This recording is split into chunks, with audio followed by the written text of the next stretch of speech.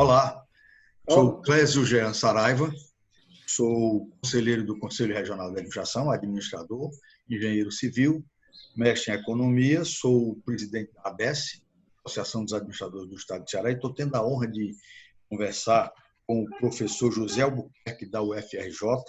Ele integra a Comissão de Mentoria, Empreendedorismo e Inovação do Conselho Regional de Administração aqui do Ceará. Nós vamos discorrer sobre o tema inovação e as condicionantes envolvendo aí coworking, envolvendo startups, envolvendo onde é que esta nova modalidade de gestão voltada para a inovação tecnológica e a utilização das ferramentas de tecnologia para a gestão podem ser utilizadas no nosso campo de administração. Professor, um grande prazer em recebê-lo, viu? Sinta-se em casa e a palavra está consigo. obrigado, Jean. Eu me sinto realmente em casa. É uma oportunidade boa para estar com você aqui, certo? Com essa ligação que nós temos com o Conselho de Administração. E eu aproveito até para agradecer o Conselho de Administração na pessoa do nosso presidente, Leonardo, que realmente é um verdadeiro baluarte que faz com que a nossa profissão esteja no lugar merecido. Certo? Eu acredito que a administração daqui para frente vai somente crescer.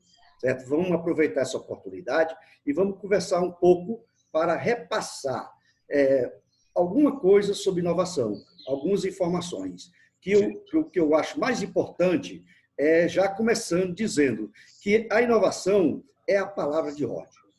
Inovação é aquilo que tanto uma pessoa como uma organização que hoje, se quiser crescer, pelo menos ficar no mercado, ele tem que aderir, ele tem que aceitar, ele tem que assumir a inovação. A inovação é tudo que a pessoa precisa hoje para se colocar no mercado, para ficar no mercado e para crescer no mercado. Isso é que é importante. E ela tem muitas repercussões somente boas. Por quê? Porque é de uma boa ideia que você começa a inovação. Perfeito. Ótimo. Então, eu sei que o professor tem uma vasta experiência atuando nessa área, inclusive como mentor de algumas startups. Então, nós vamos trabalhar na linha de discorrer sobre os tipos de inovação, o que ela é mesmo, que é a palavra de ordem, né, do momento. Nós vamos, então, depois discorrer sobre a mentoria, como a mentoria pode ser utilizada para o desenvolvimento de startups numa modelagem de inovação da gestão. As startups, elas surgiram como uma necessidade para a inovação. Por quê? Antigamente, nos procedimentos tradicionais, você precisava sempre ir pedir a um fundo de investimento ou um banco, alguma coisa, para ter recursos para você começar um negócio, para você criar um produto ou um serviço. Hoje, as ideias partem do princípio seguinte, que hoje não precisa pedir emprestado a um banco. Hoje, basta que a pessoa tenha uma boa ideia, certo? E ele vá junto, dentro dos hubs da inovação, dentro dessas conexões que tem essa parte de coworking, incubadora, tem esses eventos que acontecem dentro desses hubs, para quê? Para ele ir buscar um investidor. O investidor é um personagem importantíssimo. Por quê? Porque hoje ele está com dinheiro em qualquer banco e ele está disposto a investir diretamente numa pessoa. Essa pessoa é um startupeiro, é uma pessoa que está dentro de uma startup. Essa pessoa que tem boas ideias, que tem grandes ideias, e essas ideias, por que o investidor, em vez de investir numa empresa, em vez de investir em algo tradicional, como um imóvel ou coisa parecida, ele vai investir em algo muito rápido, como uma ideia de uma pessoa com tanto risco. Ora, contando uma historinha aqui, se o dinheiro está no banco, se uma pessoa tem 100 milhões no banco, ele pode tirar 1 milhão para investir numa startup que para ele, se ele perdesse 1 milhão, quase não significa quase nada, porque ele fica com 99 milhões lá dentro. Agora, se esse 1 milhão, se ele investir numa startup, e se ela ter resultados positivos, altamente exponenciais, isso quer dizer, com crescimento rápido, de uns 300% em 1 ano, 2, ele vai ter muito mais dinheiro do que o tempo que ele levou todinho para ele fazer os 100 milhões. Então, a startup é um negócio rápido, é um investimento que tem risco total e, como se diz na gíria, quanto maior risco, maior lucro.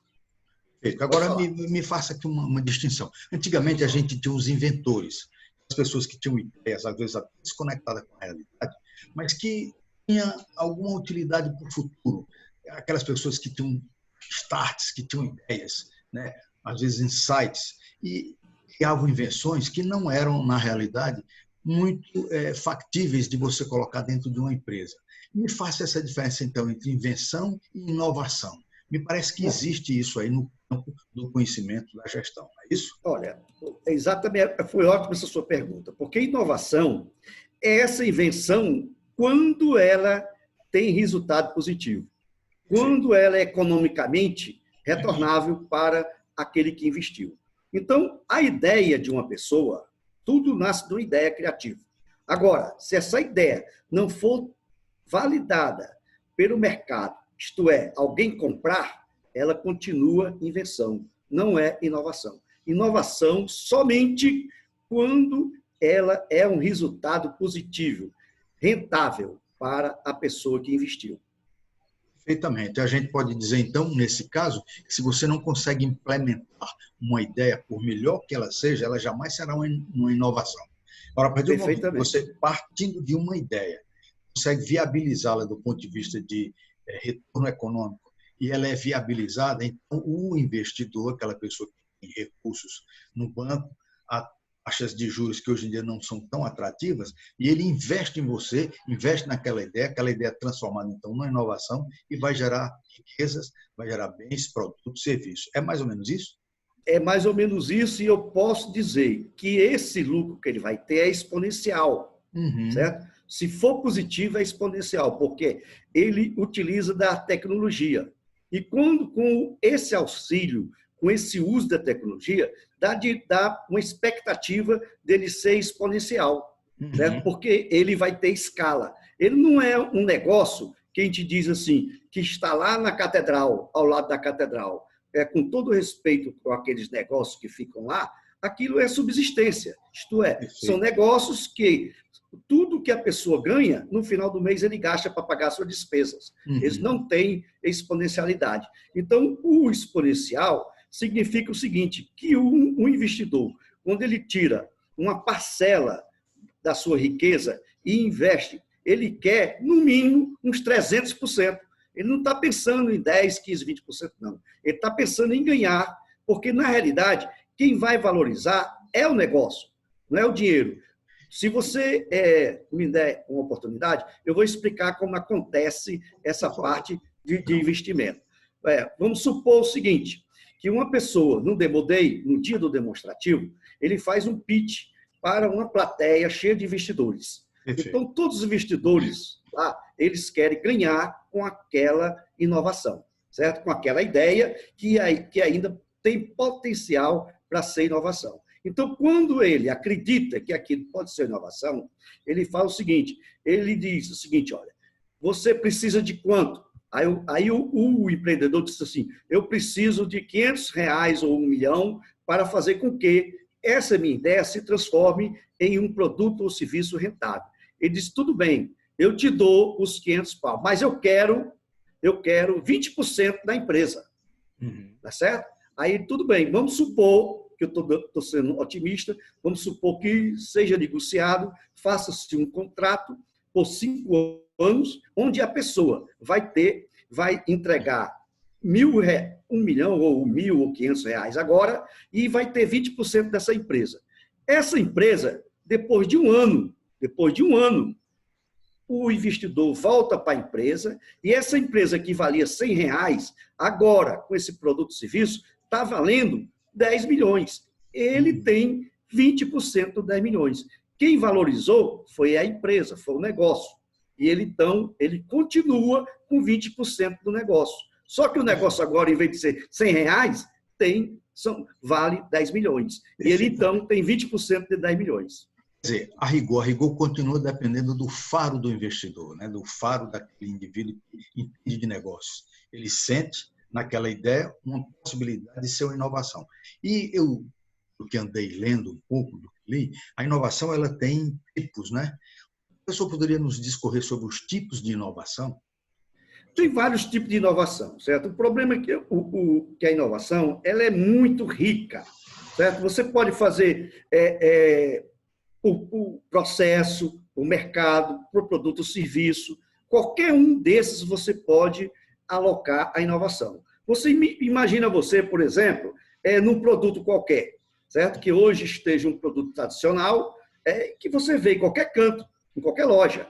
Aí, se você insistir com o empreendedor, dizer assim, olha, vamos transformar esse produto, vamos colocar, vamos aderir esse produto com uma internet das coisas, por exemplo, certo? Então, isso aí ela vai ter visibilidade. Então, ela vai passar de um produto simples para um produto altamente viável, porque aí os usuários vão ver que aquele produto que estava de uma maneira, hoje está de uma forma diferente. Então, por exemplo, a gente pode notar de uma televisão, antigamente, como é que era, né? E hoje, como são as televisões finas, aquele negócio todo. Antigamente, tinha aqueles negócios de buscar fitas em lojas, né? Quem não fez isso, né? Foi buscar para entregar. Hoje tem o Netflix, né? Quer dizer, esses produtos, esses serviços, eles estão totalmente diferentes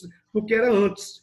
Até o método organizacional dentro da empresa, ele pode ser diferente.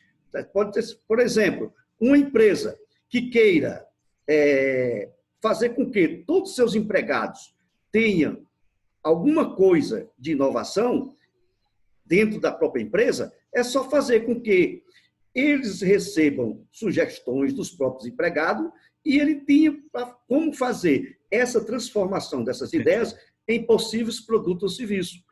Agora, dentro da empresa, é mais complicado. Por quê? Porque os empregados, apesar de serem empregados, eles vão ter participação também naqueles produtos ou serviços que eles ajudaram a desenvolver. Então, normalmente, é mais do que justo. Só para não dar chance aos empresários passarem despercebido essa forma de premiar os empregados, a gente leva esses tipos de trabalho para fora da empresa. A gente leva para o coworking e lá onde são desenvolvidos. E no coworking eles têm uma coisa mais ampla, que ele pode conhecer outras pessoas para fazer as startups e depois eles podem ser incubados e depois eles podem ter estágios diferentes, até que a empresa pode comprar toda a produção ou pode ser sócio desse empresário, ou simplesmente pode bancar uma instalação dentro do parque tecnológico. Tem várias alternativas para ter um futuro de uma inovação. Só mantendo o anglicismo, vamos dizer assim, no cowork ele faz o network, né, que é a rede de conhecimento de pessoas que têm mais ou menos a mesma afinidade, o mesmo tipo de desenvolvimento. Mas veja só, a gente está vivendo nesse momento, por conta dessa pandemia, a gente está sendo forçado a trabalhar em casa. Então, o cowork virou um cowork virtual. Quer dizer, aqui nós estamos exatamente no exemplo. Eu estou lhe entrevistando e estou, de certa forma, exercendo um trabalho para os nossos profissionais de administração, disponibilizando essa ferramenta, e isso está sendo feito ao mesmo tempo, cowork, só que em locais diferentes. Quer dizer, a questão geográfica já ficou dissociada. E outra coisa, esse momento também tem trazido inovações, forçadas até. Porque, por exemplo, eu vejo que redes de restaurantes, como é o caso, por exemplo, do restaurante do Bambu, que já tem um delivery, ele não sentiu tanto o fechamento das suas praças de alimentação, porque ele incrementou no delivery. E pequenos restaurantes estão fazendo a mesma coisa. Então, as pessoas estão incrementando nesse atendimento em casa. Então, está crescendo um outro tipo de atividade, a entrega rápida. Né? E por aí vai. A gente está vendo a dificuldade, por exemplo, de EPIs, equipamento de proteção individual, para o pessoal da área médica, que ajudar no enfrentamento direto com esse vírus que é terrível. Tem provocado mortes, vai provocar ainda mais uma grande depressão econômica. As pessoas estão se juntando e estão criando equipamentos de proteção, inclusive com utilização de impressoras 3D. As máscaras estão sendo confeccionadas agora, onde tinha uma empresa de lingerie ou empresa de automotivo, eles estão se adaptando a fazer o enfrentamento e atender a demanda do mercado. Isso é uma espécie de inovação também, uma demanda Que a gente chama né? inovação incremental, né? Porque você está incrementando alguma coisa para poder produzir algo mais, né? Tem aquela que é a radical e essa agora que você falou, esse exemplo muito claro do incremento, né? Para atender uma necessidade de momento e que pode ser por muito tempo, dependendo desse empresário, se ele, a partir desse momento, ele pode sempre produzir outros produtos, certo? Ele não precisa ficar isso. Eles aproveitam essa demanda e ele vai fazer outros produtos, porque a 3D ele tem condições de fazer isso em qualquer parte do mundo, certo? Então, ele manda a fórmula, manda uma maneira, e lá onde for imprimir, tem que ter os ingredientes para poder imprimir com a mesma fórmula que seja. Por exemplo, uma pizza, certo? Essa pizza, uma pizza de um restaurante, ela pode ser impressa em qualquer outra pizzaria de qualquer parte do mundo, desde que as pessoas paguem, né, por aquela fórmula, que nós podíamos até lembrar daquele negócio das nossas mães, quando tinha aquele negócio para fazer o bolo. Se lembra daquele de fazer? Sim, perfeito. Pois é. Então, aquele que se ela quiser, se ela vender essa parte registrada dela, ela pode fazer o bolo, pode fazer o suco, pode fazer a pizza, o prato, em qualquer parte do mundo. Isso uma inovação.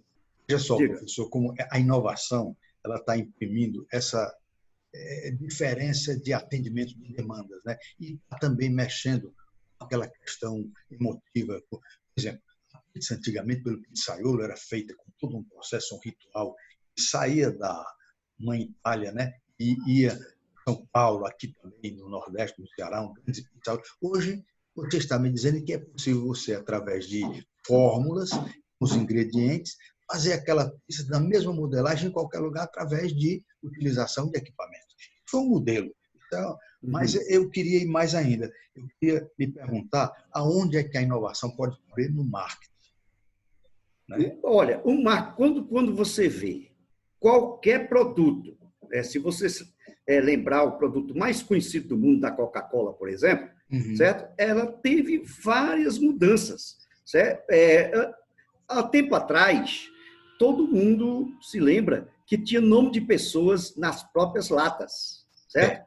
Pois é, aí então aquilo ali é uma inovação, porque a pessoa dá preferência a comprar a Coca-Cola quando tem um nome seu ou algum do parente seu, do conhecido, até para dar presente, para beber ou dar presente. Se você vê isso também nas Havaianas, você vê na Leite Moça, certo? Que antigamente era de um jeito, outra de outro, né? E qualquer outro produto que ele vai se transformando para poder encantar as pessoas. O marketing, ele tem uma absorção muito grande, porque esses produtos, eles toda hora estão sendo mudados para poder encantar novas pessoas, buscar novos mercados, novas pessoas para utilizar.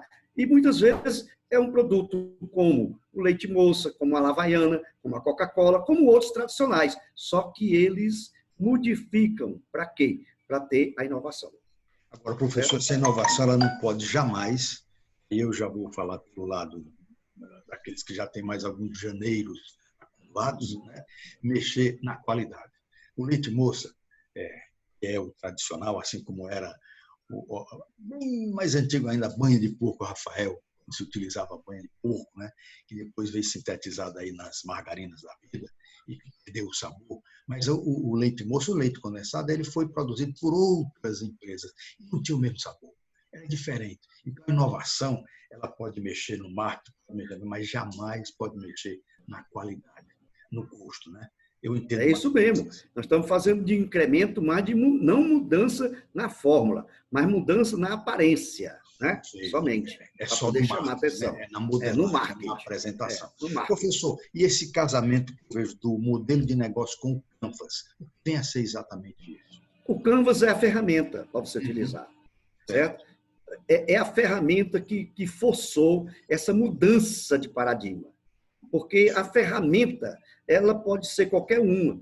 Os Canvas, que significa quadros, ele tem vários modelos. Teve o original, certo? Que foi feito por um austríaco, certo? Onde eu participei efetivamente desde o início também, mas isso não quer dizer que ele somente deve existir. Hoje já tem mais de 150 mil modelos de Canvas diferentes. E o ideal é para cada ramo de negócio ter um Canvas diferente, isto é, com número de campos diferente também, que as pessoas são adaptadas. Porque o Canvas é uma metodologia só, certo? É uma ferramenta de metodologia. O importante é que o que está na cabeça da pessoa. Porque a inovação tem que estar na cabeça da pessoa. A pessoa tem que querer a inovação.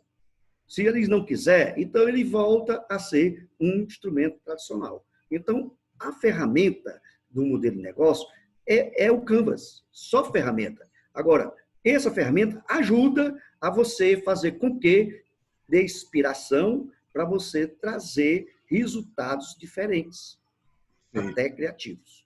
Professor, eu acho que ainda tem muito caminho a ser perseguido para que a inovação possa realmente atingir o que se pretende com ela, né?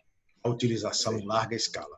Eu sei que o professor é um dos fomentadores, exerceu isso com maestria quando do magistério lá no Rio de Janeiro, né? Está emprestando agora esse seu conhecimento aqui junto ao nosso conselho, que nos agrada muito, a gente só tem mais a que agradecer, como coordenador e partícipe do movimento de mentoria, né? E explique mais o que vem a ser isso aí, como é que a gente pode cobrar lá no nosso conselho para fazer parte dessa Câmara de Mentoria. Até eu posso repetir algumas vezes, porque até você lembrou que a mentoria é bem antiga.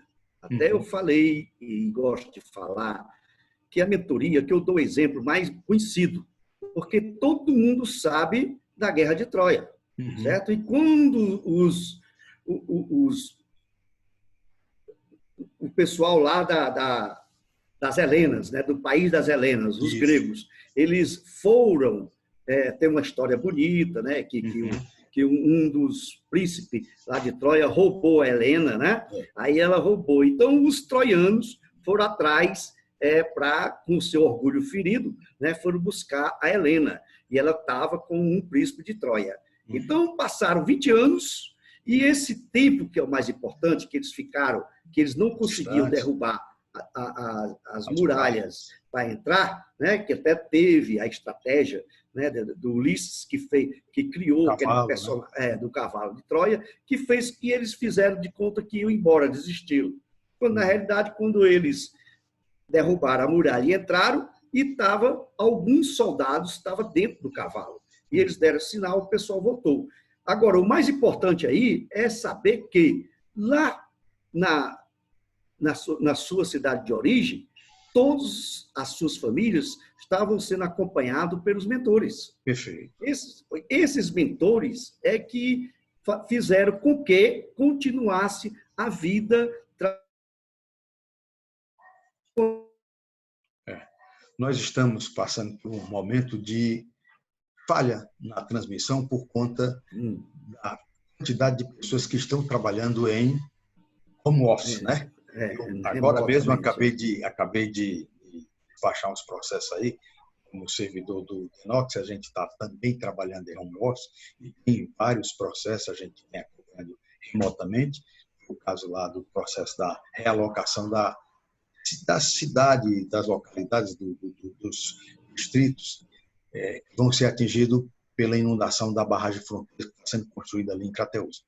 A gente está utilizando demais isso daqui. Mas, professor, só para a gente manter o nosso diálogo no condão da inovação, me discorra sobre startups. Como estas startups podem ser utilizadas nessa modelagem de inovação na gestão? A grande inovação do momento, desse modelagem de negócio, foi justamente a criação das startups. Por quê? Porque essas startups, elas são criadas com pessoas que têm o mesmo sentido. Depois de eles passarem lá no coworking e eles se juntarem, aquele grupo de pessoas se juntaram, né?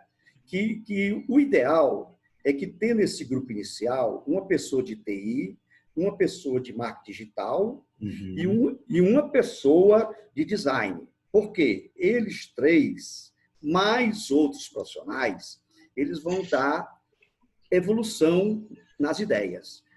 A pessoa de TI é muito importante. Por quê? Porque quando a pessoa faz o protótipo do seu produto ou serviço, certo? Ele tenta conversar com seus colegas, mostrando o que ele está pensando. Quando as pessoas entenderem, através do protótipo, o que realmente é o serviço, é o produto, certo?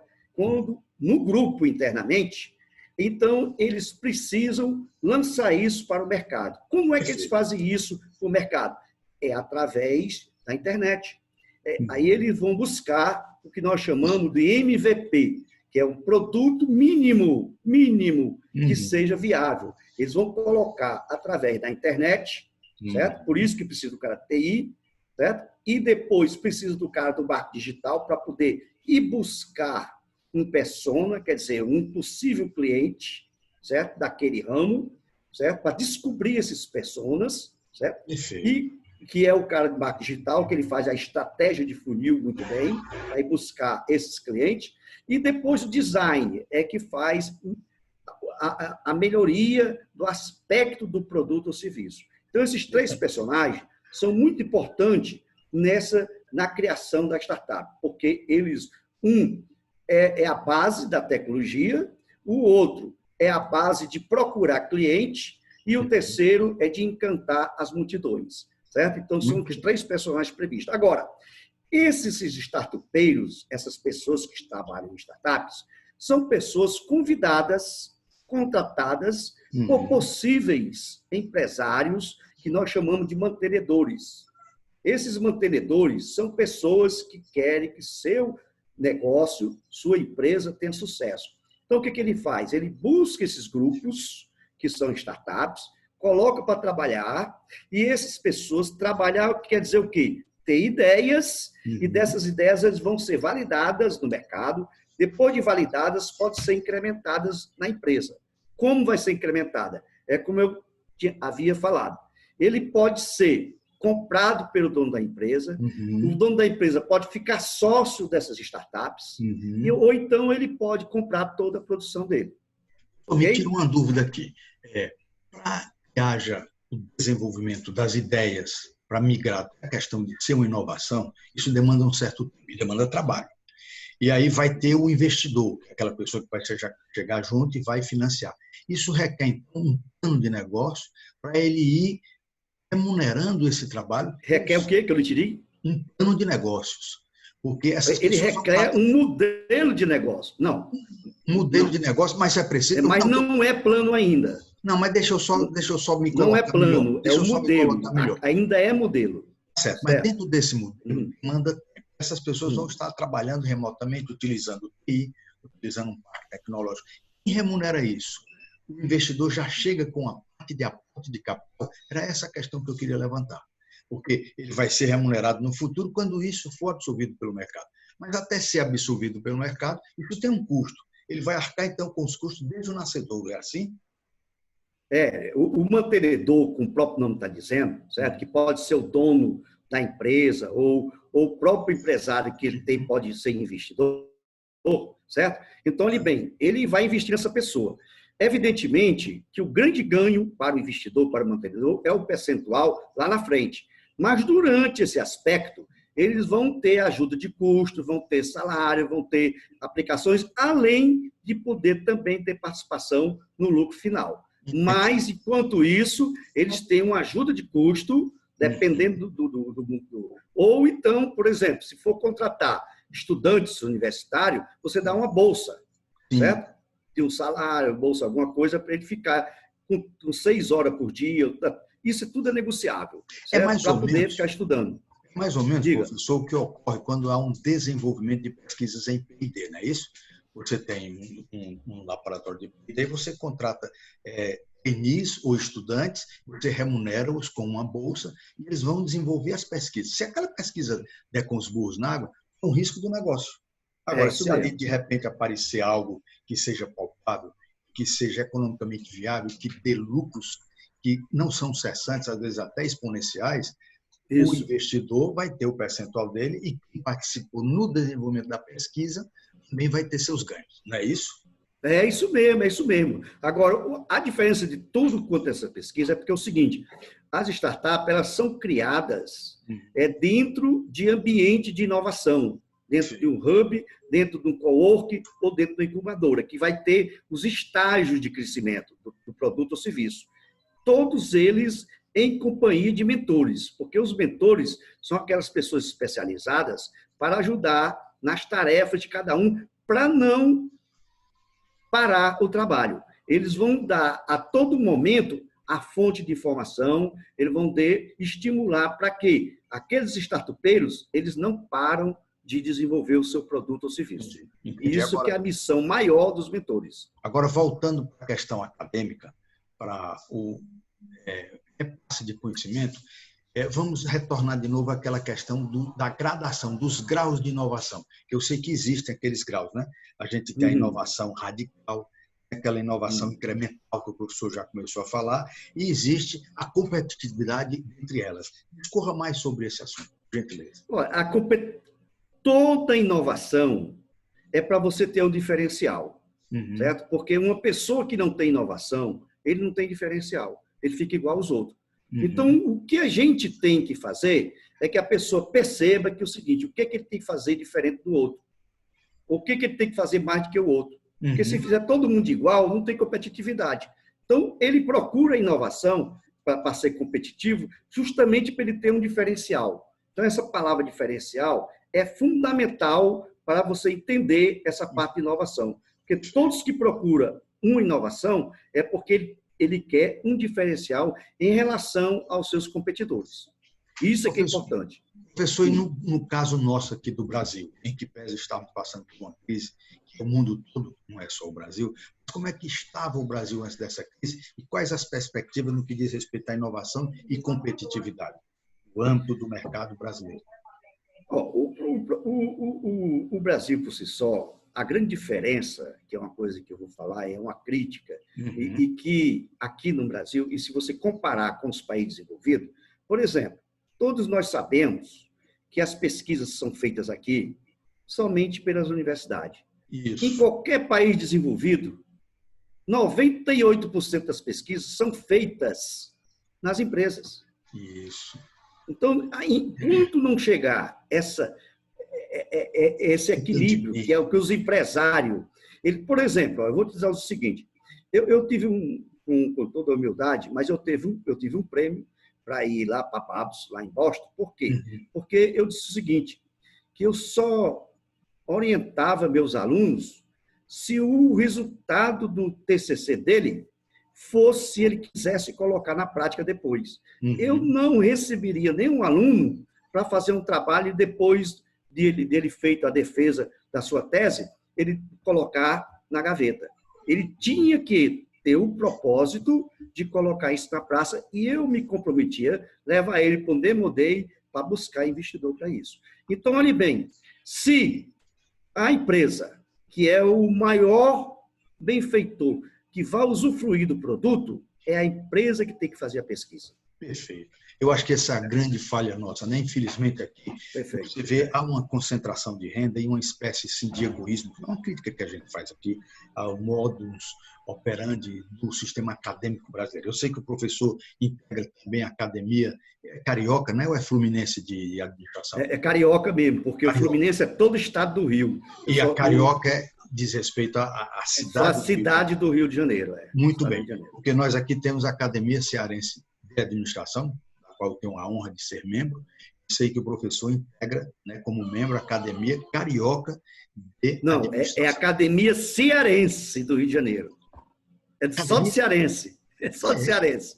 É, só de cearense. Cearense do Rio de Janeiro? Só de cearense, lá do Rio de Janeiro. Eu não só de sabia. Lá. Eu não sabia. É uma coisa bem específica. Mas voltando ao que eu ia dizer, aqui as pessoas estudam em bons colégios, acesso à educação de qualidade. Logicamente, quando vão prestar o vestibular, atualmente através do sistema do Enem, eles pegam as melhores vagas dos melhores cursos. E quando terminam, egoisticamente, vão ganhar dinheiro para si. Não estão preocupados com a universidade. O governo é que cuida da universidade. E as universidades particulares, elas são complementares. Aqueles que não passaram nas melhores vagas nas universidades ditas gratuitas, que não tem nada de gratuitas, são as públicas, que às vezes custam bem mais caro do que as particulares, vão fazer os cursos nas particulares. E também não tem esse entendimento de que, uma vez formado, poderia se voltar para a universidade para fomentar pesquisa, para investir. Quer dizer, se eu ganhei muito dinheiro, eu posso investir um pouco na universidade. Nos Estados Unidos, eles têm esse entendimento. Eu acho que na Europa também, na Alemanha. Deixa eu explicar. Nós não conseguimos chegar a esse ponto. Né? Mas olha, esse assunto volta o que eu falei. Uhum. Em qualquer país desenvolvido, as pesquisas são feitas pelas empresas. Isso. As universidades, é o seguinte, o que elas ganham muito com isso? É porque quando os pesquisadores, quando os professores são envolvidos, e lá os professores podem trabalhar nas empresas. Já tem uma lei aqui no Brasil, de 2 anos atrás, que todo professor com dedicação exclusiva, ele pode trabalhar 2 horas por dia em qualquer empresa. Não se usa isso, mas já tem. É só terminar. Aí, olhe bem, o que eu quero dizer com isso? Que as empresas, que os próprios professores, eles podiam fazer pesquisa dentro das empresas. Agora, o que está faltando, assim como as empresas hoje não têm a iniciativa, a criatividade de fazer a pesquisa, as universidades, elas não têm aquela inovação, isto é, de que as pesquisas que fossem feitas lá, ou por elas, universidade, os seus professores, devia ter retorno para elas. E hoje eles não exigem isso. Não exige isso. Você me entendeu? Entendi. Quer dizer, que as próprias pesquisas que foram feitas dentro da universidade, o professor faz e vai embora, acabou-se até para ele. Devia ter um contrato com a universidade, mas isso tem que ser interesse da universidade. Professor, agora vamos a um ponto em questão. Na sua participação acadêmica, na nossa também, a gente poderia criar um movimento para tentar ver se as nossas universidades, em algum momento, passam a ter esse entendimento e difundir essa ideia. A pesquisa é importante para o crescimento do país. E ela poderia ser fomentada e com essa participação, com essa visão, seria o ideal, né? Mas, infelizmente, a realidade brasileira é outra. A pessoa se forma, quer ganhar dinheiro, quer ter uma vida de, enfim, ostentação. E a universidade não se preocupou em fazer um contrato com ele, que tudo que ele fizer daqui para frente tem que deixar um percentual para a universidade. Isso, pois é. Isso aí a gente vai para aquela velha história, tem que ir para uma lei. Aí lei ser pelos representantes. A gente sabe, infelizmente, que o nível dos nossos representantes também não está nessa preocupação. A gente está vendo agora, né? Mas, professor, só para a gente fazer assim, aquele link, eu sei também que esse tipo de inovação ela pode ser usada para o setor público. E aí eu queria ver se a gente poderia depois fazer Olha, realmente, já tem muitas empresas, principalmente eu já participei, certo? Lá de empresas públicas no Rio de Janeiro. É porque, como você falou, tem muito de lei. Deixa eu dizer o seguinte, eu estava falando uma vez com um colega nosso, aí disse assim, mas tem que mudar a lei. Olha, nós fizemos um projeto na Associação Comercial, lá do Rio de Janeiro, que quem conhece, fica na Candelária. Sim. A primeira coisa que a gente fez foi mudar a lei. Por quê? Porque a gente envolveu todos os comerciantes, né, os donos de comércio, lá do centro do Rio de Janeiro, para eles tomarem conta de determinadas locais do centro do Rio de Janeiro. A prefeitura diz assim, mas quem tem obrigação é a prefeitura. Então, vamos fazer uma lei que os próprios donos do estabelecimento, eles podem cuidar também da rua em frente ao seu estabelecimento. E foi feita essa lei. Certo? Ótimo. E essa lei não foi feita oriunda só do Rio de Janeiro. Era oriunda lá de Nova York. Nova York, todas as pessoas, todos os empresários, eles têm a obrigação de manter o seu local onde ele vive. Por exemplo, aqui em Fortaleza tem um exemplo muito grande. Ali da televisão, a Praça Televisão, da TV, aquela praça é mantida pela própria instituição, certo? Então, já tem requisitos. Então, isso aqui, o que eu quero dizer é o seguinte, que, se for preciso mudar a lei, a gente tem que mudar. Trabalhar, mudar a lei não é fácil, não. Eu já exerci um cargo no âmbito federal, a gente era a Superintendência de Patrimônio da União. A gente tinha, às vezes, que organizar a ocupação dos espaços públicos. Meu amigo, você não queria saber a dor de cabeça que dava. Conta, inclusive, da lei. Quer dizer, um trabalho desse em que você tem uma praça e o empresário que vai querer cuidar daquela praça, ele vai querer, como retorno, botar ali alguma coisa que remeta ao marketing. Aí não pode espaço público. É complicado. Então, você tem que ter um entendimento de que a legislação ela pode favorecer ou atrapalhar muito a questão da inovação. Mas eu estou vendo, só para a gente, nessa questão ainda de inovação empresarial, falar do cenário de exportação brasileira e aonde é que entra a inovação neste cenário. Tudo isso aí, tudo depende, realmente, essa parte é legislação, certo? É a parte da legislação. Tem que ter muita vontade política, certo? Dos empresários aqui, que hoje eles têm muito vínculo com determinados políticos, mas talvez não seja o adequado, ok? Talvez não seja o adequado. Por exemplo, se os empresários tivessem o compromisso de melhorar a sua região e dali ele buscasse o governo, seja municipal, estadual, federal, para que o benefício fosse da maioria, isso é viável.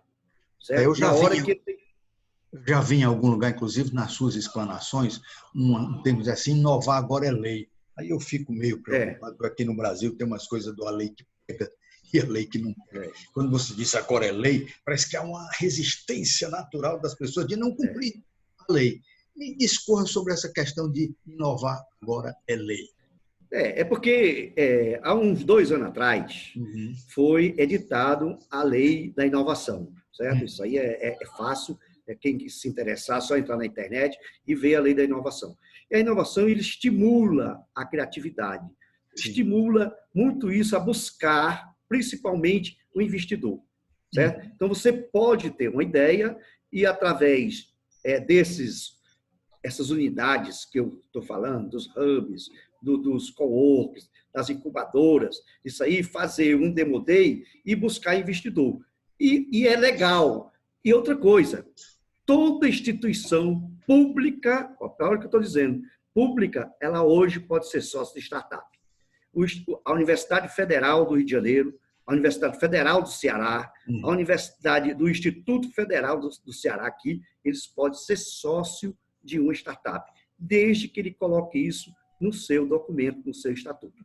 Isso é muito importante, professor, porque quando você não tem um aparato legal subjacente para permitir isso, você incorre em depois cometer uma ilegalidade. Porque a Universidade Federal é um ente público, se você quiser albergar na universidade algo particular para depois oferir rendas, alguém vai chegar e vai dizer está usando da área pública para enriquecimento ilícito. Né? Mas me fale de uma coisa aqui, tem um negócio... Mas ali não é para ele, é para a empresa. Eu entendo, é para a empresa, mas sempre tem esse entendimento. Está interessante que a lei... Eu estou só corroborando com esse entendimento da questão legal. Mas tem uma outra coisa que diz respeito à tríplice hélice, que eu chamo de conurbação ou operação tripartite, quando você envolve universidade, governo e as empresas. É o repartimento de forma tripartite ou da tríplice hélice para fazer com que isso ocorra. Discorra sobre isso. Olha, isso aí é a base. Esses aí, eles são os atores da inovação. Qualquer inovação, por exemplo, uma startup que eu falei, tem que ter a academia, a universidade, tem que ter os startupeiros, que são as pessoas, e tem que ter os investidores dentro de uma empresa, dentro de uma instituição qualquer, seja pública ou privada. Para quê? Para essas pessoas ali, elas vão desenvolver a ideia dele dentro de de estágios, né? De estágio, para conseguir o seu objetivo. Perfeito. Mas, agora, não é fácil você juntar universidade aqui no Brasil com a empresa. O ego é muito difícil aí. Muito difícil. Ora, no ambiente acadêmico, a gente sabe disso. Também sou professor de universidade particular, militei na área de gestão e também na área de engenharia, parte de avaliações, a gente sabe que existe o ego academicismo, né? Que é aquela professor, questão. deixa eu lembrar uma coisa a você. Eu tive em Barros, quase 2 anos lá. Os meus professores de lá eram todos empresários. Pois é. Quer dizer, Todos você está empresários. dividindo o seu conhecimento. Pois é, eram todos empresários. Mas agora aqui, as leis do Brasil, aqui a legislação já comporta o professor universitário, aquele que trabalha na universidade, dá 2 horas por dia em qualquer empresa. Isso é importante. Poucos usam isso. Está dentro da lei da inovação. Você sabe que tem aquela história de DE, dedicação exclusiva e integral. Você pega um professor que vai ter tempo integral e dedicação exclusiva, ele fica apagado para a iniciativa privada. Ele vai se dedicar só ao academicismo, só, na maioria das vezes, à questão da teoria. E isso é ruim. E pesquisa, né? Teoria e pesquisa. Mas ele pode aplicar esses resultados dos seus conhecimentos, das suas pesquisas. No meu ponto de vista, eles deveriam aplicar dentro da empresa. Sim, não, eu creio, mas eu digo o seguinte, quando você exige do professor que seja só o exercício do magistério, que só exerça o magistério, ele está perdendo essa outra oportunidade de fazer o casamento, não é? Está perdendo. Tá certo? Eu dou um exemplo eu mesmo. Por exemplo, eu sou professor da Universidade Federal há 37 anos, mas vocês não esqueçam que eu trabalhei 35 anos na Embratel. Perfeito. Paralelamente. Eu fiz minha carreira toda na Embratel, entrei como engenheiro e saí como diretor. E me aposentei. Certo? Então, paralelamente, eu ensinava na Federal. Então, é muito difícil ter um professor que trabalhe também em empresa privada, certo? Eu me sinto até diferenciado desse ponto, porque eu tenho essa experiência de 35 anos de Embratel e tenho 37 anos de universidade. Que maravilha, professor. Que coisa maravilhosa, né?